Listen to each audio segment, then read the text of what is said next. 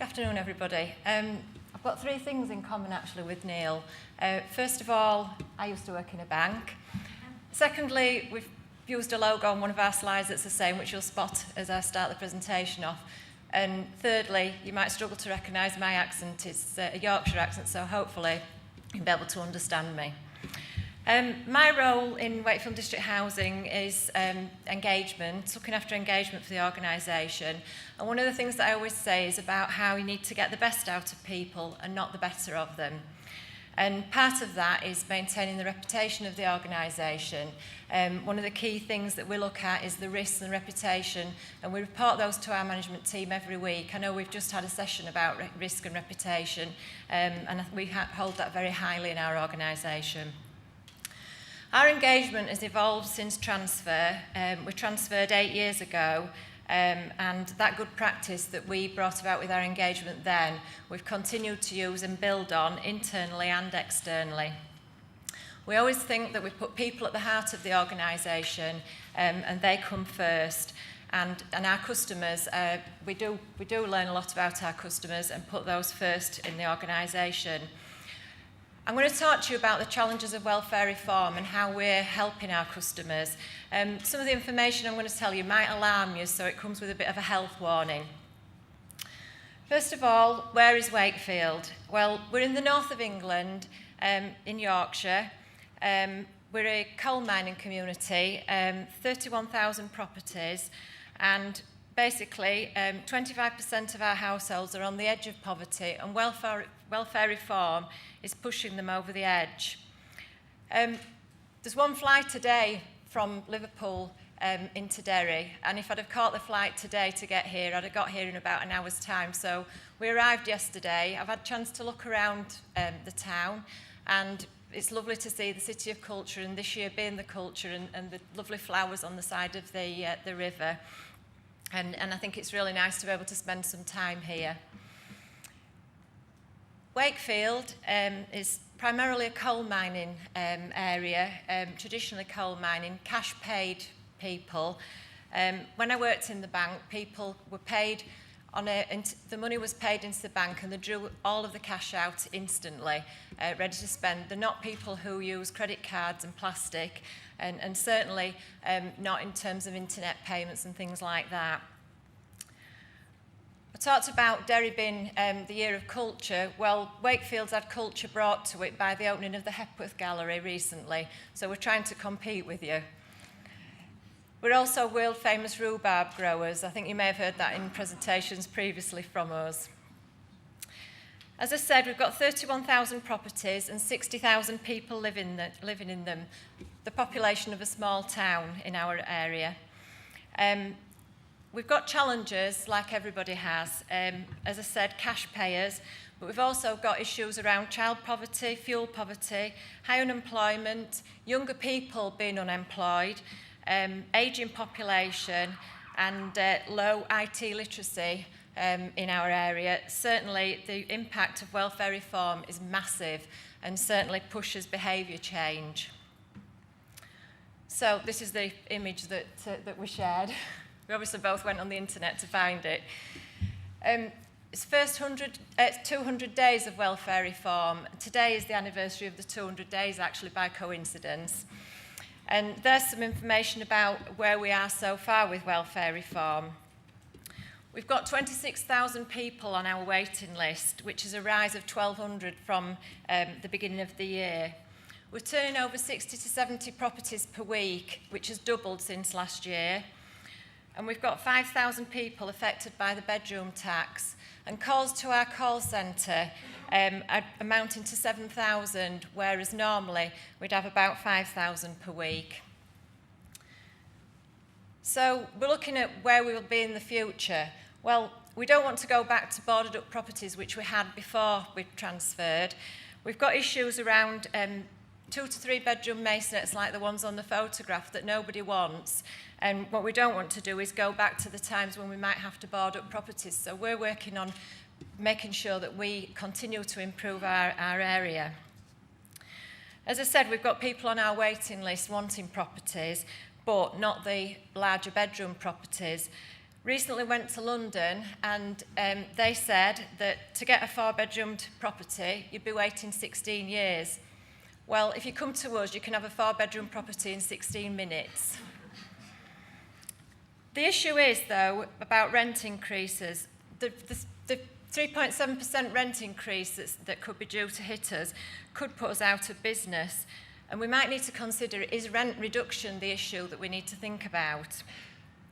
And basically, we're not looking at building, we're not new build junkies, we're wanting to improve what we've got. So the demonstration project, Wakefield and District Housing decided to join the demonstration project primarily to give tenants choice and to learn about what we needed to do to give them the choice, and also to influence government thinking. We gave some evidence to Lord Freud at a select committee recently and told him about the impacts of welfare reform. And I think if you see Niall, he's got the video of that one because he watches it every night, he's told me.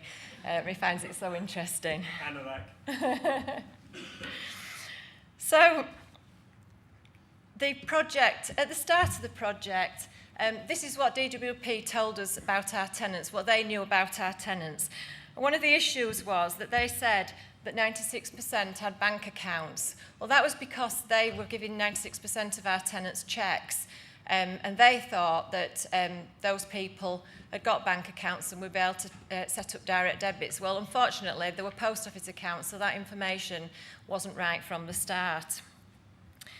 The issue, though, is that the other impacts of welfare reform are what are killing us. The bedroom tax is certainly the issue that we need to look at. So, on implementation of the project, we'd already only got certain amounts of information because of the DWP information that we got not being entirely accurate. And one of the issues about our project, it was based on an 8-week rule, which is after 8 weeks, tenants switch back if they don't make any rent payments. So where are we now in terms of the project? Well, it started off being a 6-month project, and it's actually been extended now to the end of November. There've been no evictions because, as I said, after 8 weeks, if they don't pay, they switch back. So when it's publicised about there being no evictions through the projects, that's why. The main issue, though, is that people are not paying the full rent. We've got people who are paying partial rents, which obviously impacts on the amount of money coming in. We're having to put in 3 times the amount of support in terms of resources, time, effort, and that's obviously quite intensive considering we've got a small amount of tenants on the project at the moment, and if that were to be extended to all our 31,000 properties, then obviously that would multiply out in terms of resources needed. There's no such thing anymore as a clear rent account. We can't calculate in the way that we used to be able to. And when we started, we obviously didn't know the full extent of welfare reform, and now we've got the issues of bedroom tax and council tax that are impacting on this. And at this stage, we haven't had the full impacts of the cold weather. We've not had any bad weather yet, so soon people will be making a choice whether to heat or to eat. So, some of the issues that we've come across in terms of our tenants on the project.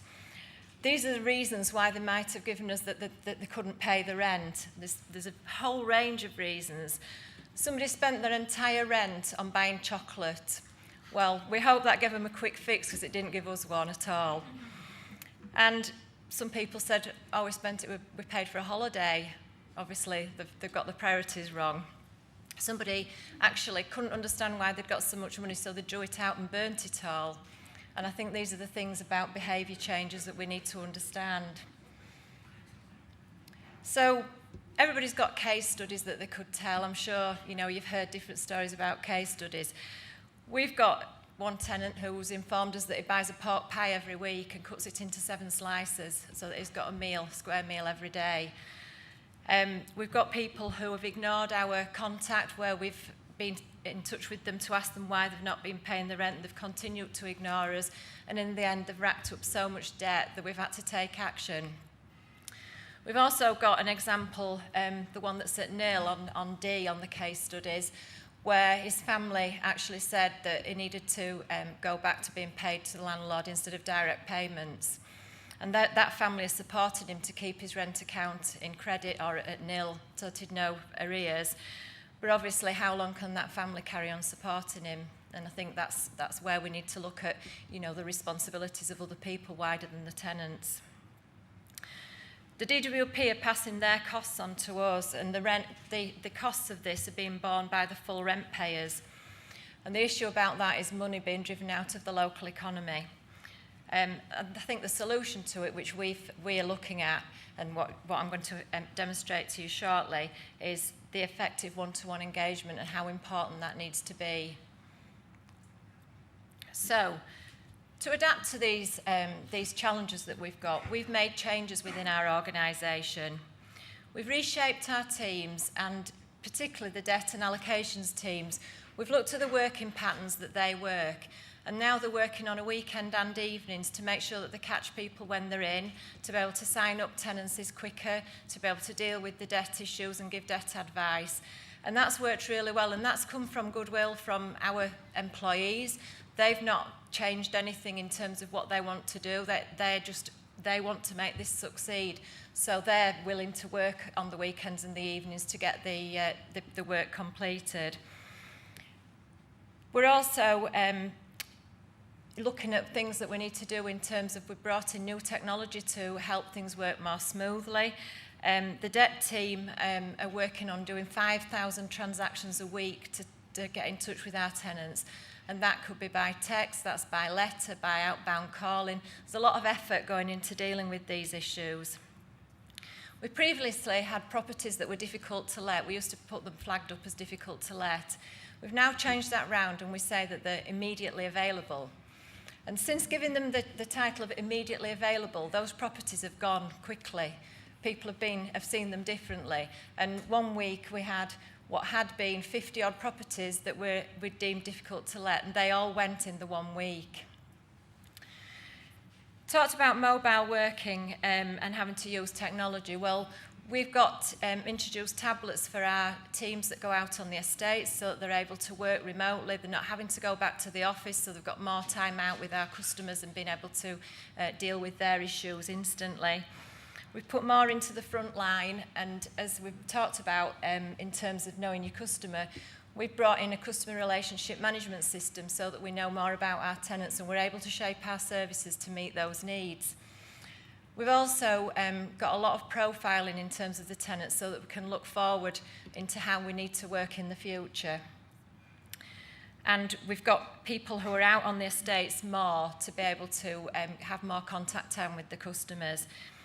We've also, a little thing that we have done is that we've put barcodes on the letters that we send to tenants with their arrears on, so that they can go in to any payment outlet and they just slap the code on them to pay it, so people don't have to go through rigorous ways of sort of giving their information. They're able to use the barcode for instant payments.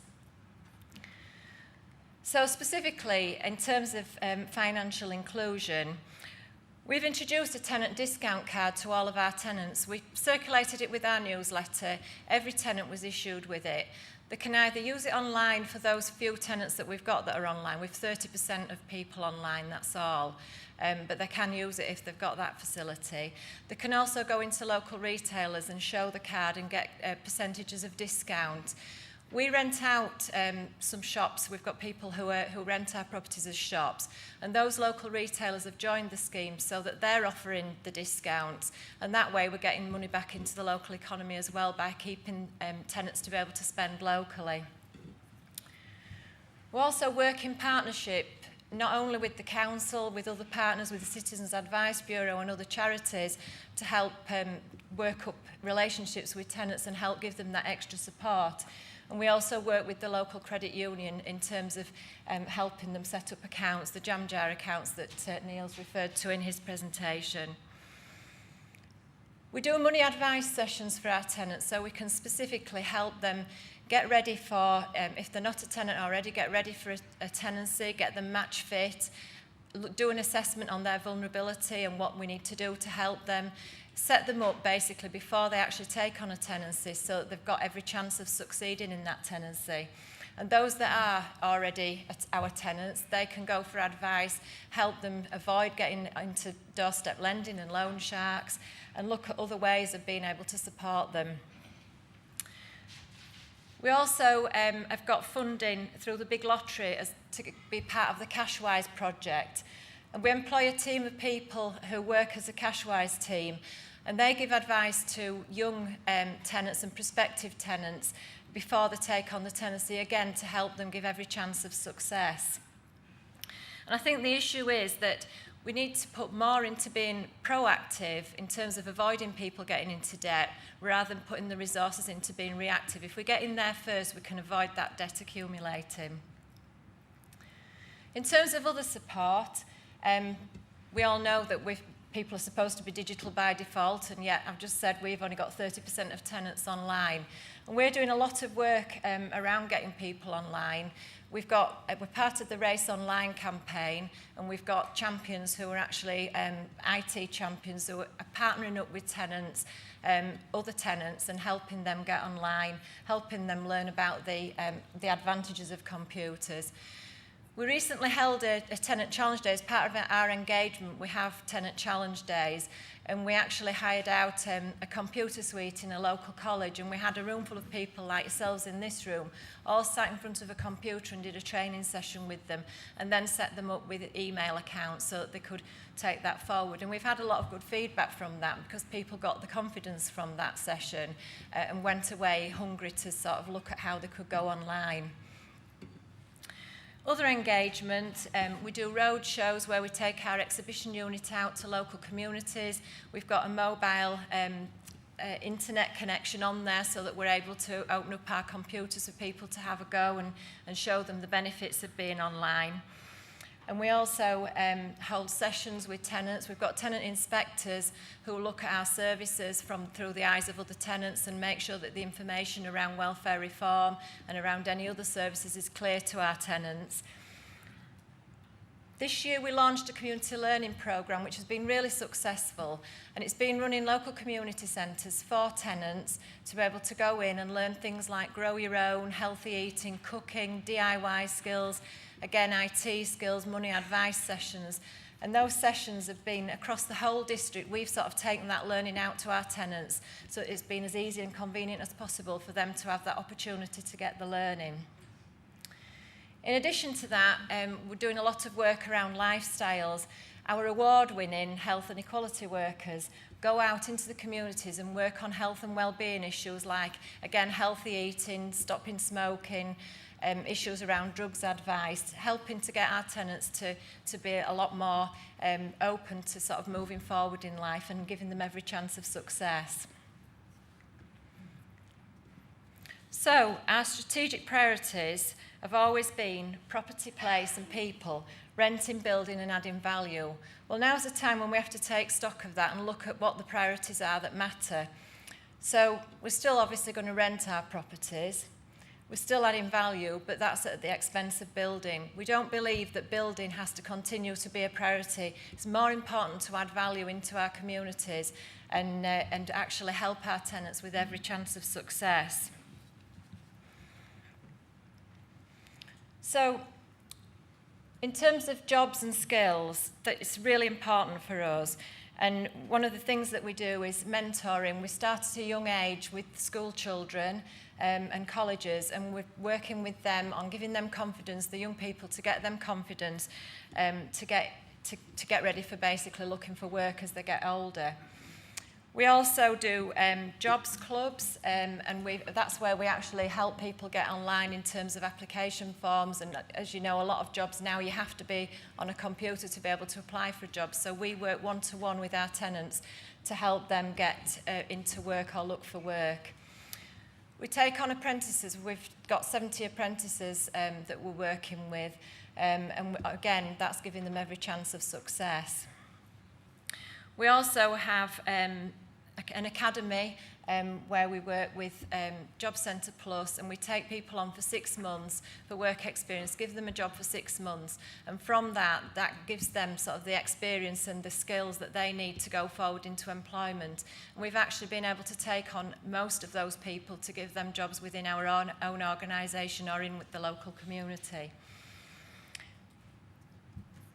We've got an academy. Yes, I've talked about the academy, and we work with schools to get graduates in and help give them placements from the universities. We've taken on 3 recently who are having their year from university, where we're giving them experience and they're bringing in skills and challenge into our organisation. And looking forward, we're actually working now on developing a high street, what we're calling a .com shop, based on the Apple model, where we can offer the opportunity for tenants to go in and get the skills, look at digital skills, use computers, look at how they can save money, and how they can, what skills they might need. We're also working with social enterprise to be able to do something to help support them in the community. And as part of that, we're bringing in a coffee shop, so that we're taking our coffee shop onto the high street as another part of that to work in partnership with the .com shop. So, okay, I'm finished now here. Okay, so housing costs are the biggest contributor to putting people into poverty. So I'll leave you with this thought. How, with rising housing costs, can work pay? Thank you.